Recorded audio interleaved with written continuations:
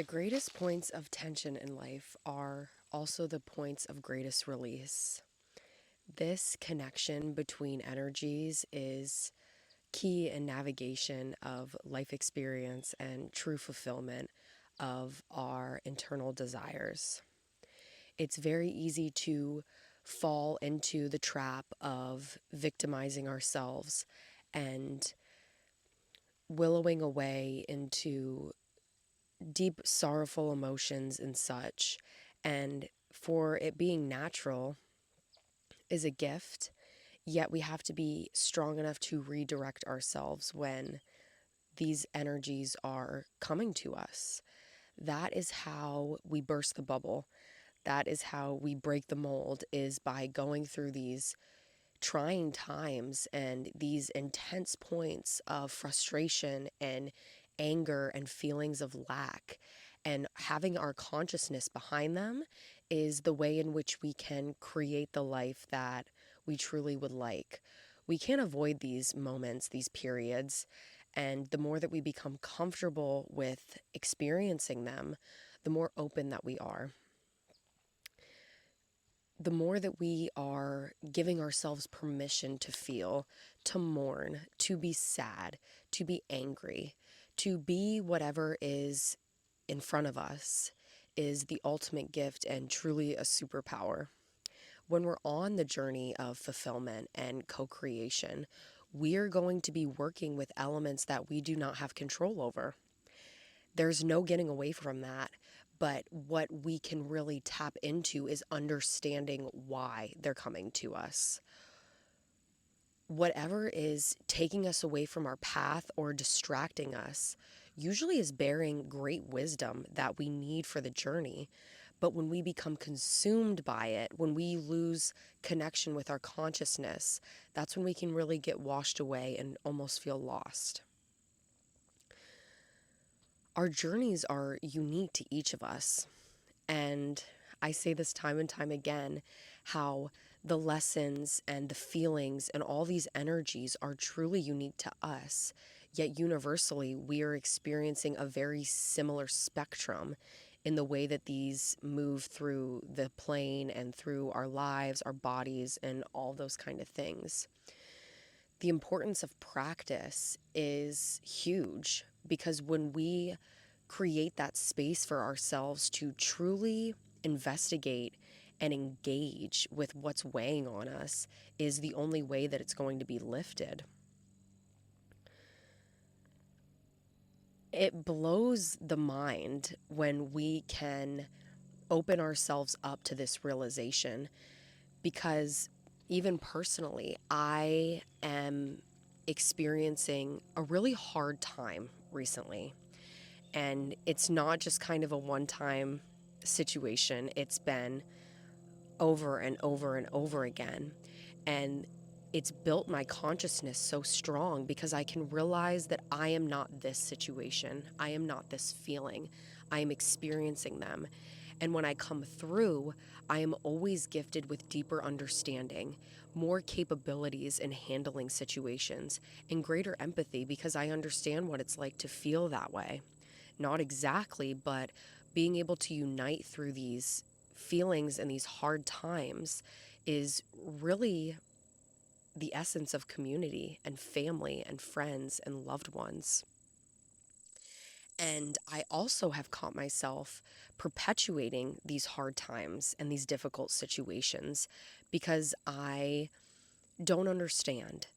And I have to realize the understanding will come to me. I don't have to overexert myself in trying to figure something out, because it will present itself when the time is right. When we go through these periods, a very pivotal point is understanding resistance that is calling us forward and resistance that is there to redirect us. And it's that deep intuitive knowing that will dictate our next move. It can be a knee-jerk reaction to just kind of run away, or to change directions, or to quit, and that kind of thing. Sometimes that is the necessary action, but other times this is a huge trial that we need to go past in order to receive what we're calling in. Utilizing the abundance of space that we have accessible to us is key. There's no particular timeline that we construct. It is a timeline that is going to come to us when the time is right. Yet when we can empower ourselves to take our space, to sit in that space, and to utilize that space to fulfill the needs that we have right now, that's when we can feel at peace all the time. That's when we can be in contentment all the time. It's not anything external. It's always the internal. It's the internal calling, and it's the way in which we can face similar situations from new eyes and new perspective. That's what we're constantly being called to do, is to rewrite ourselves anew. Day in and day out, new experiences are happening, and the more open that we are to them, the more they're going to come. And it can be scary to open up because of the unpredictability, the fear that we have of certain feelings and emotions and things and energies. But the more that we realize that resistance, those blockages that we are creating, are stopping us from getting to where we want to go. It really is a double-edged sword here. And those points of serious tension and almost suffocation, we have to commit to our creations. That's what it requires of us, to stay committed to our actualization, our soul desires, our truest true north.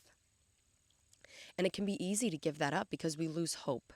We feel alone. We feel like that's not what we're meant to have. And inherently, our idea of worth declines, and we don't feel worthy of those visions or those dreams or those experiences because of what we're feeling right now. That's a trick. That is a powerful, powerful trick.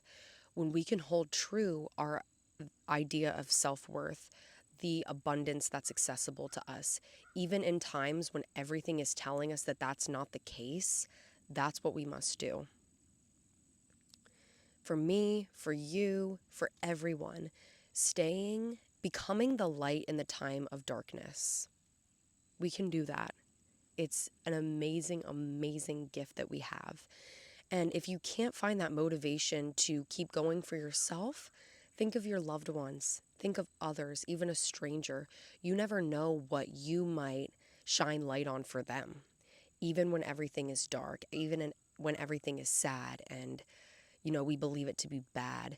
We can remember the light of the truth, and that will pull us through every single time.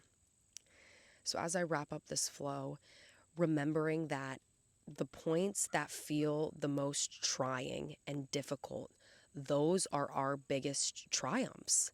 Those are our biggest tribulations that will define where we go next, define what we will receive after the fact. And taking our time through these and really feeling our feels and expressing is what we need to do. The opposite of depression is not happiness, it is expression. Letting ourselves be heard, letting the situation be acknowledged, and the quicker it will clean up as well. My loved ones, it's been a while since I've posted a video, so I hope you enjoyed this casual, lovely flow. Like I was saying in this video, my life has been really wild, and I lost a very dear loved one recently. And I have been staying true to my vision, my dream, and my truest desires, and just taking it one moment at a time, giving myself that space, taking time away when I need to, but not forever giving up. And I want to motivate you to do the same things and to stay conscious all the time. It can be really easy to just pull the blinds down and not acknowledge what's going on. And sometimes that's what we need, but don't let that be the norm. Don't become comfortable with that coping mechanism, because you can find new ones that bring you to the light and truly reflect to you that beautiful self-worth that you are nurturing and creating within.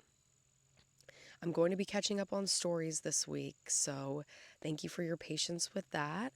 And I look forward to speaking with you guys. I'm going to catch up on comments and that kind of thing, but let me know how this flow resonates. And I hope you were just enjoying the beauty of this life experience and taking it all in.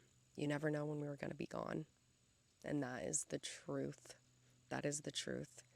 Well, I love you, fam, and I'll talk to you guys on the next one.